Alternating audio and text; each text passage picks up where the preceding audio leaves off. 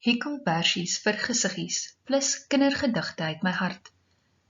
Hou jou hande besig en gesiggies warm. Kombersies vol kleur vir kinders of kleuters.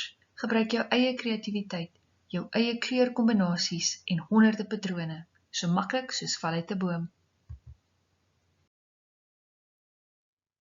'n Brief aan jou, my hekelvriend en vriendin. Dit is vir my so voorreg om weer vir julle te skryf. Ek is seker julle stem saam om te gee is baie beter as ontvang.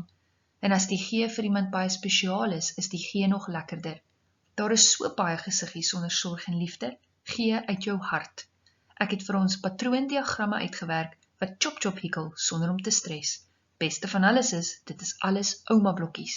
Jy kan jou eie kreatiwiteit gebruik, jou eie kleurkombinasies uitwerk en honderde patrone ontwerp, so maklik soos val uit 'n boom. A tissue, geskryf deur Helena Meyer.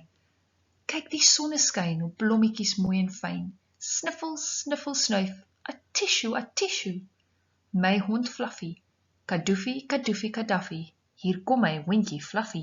Kadoefie, kadoefie, kadaffie. Hy kan nog nie blaf nie. Boklam. Ek bokspring in die lug. Ek hoef nie te vlug. Met mamma aan my sy beskerm tog vir my. Tandemuis, kom kyk tog gou.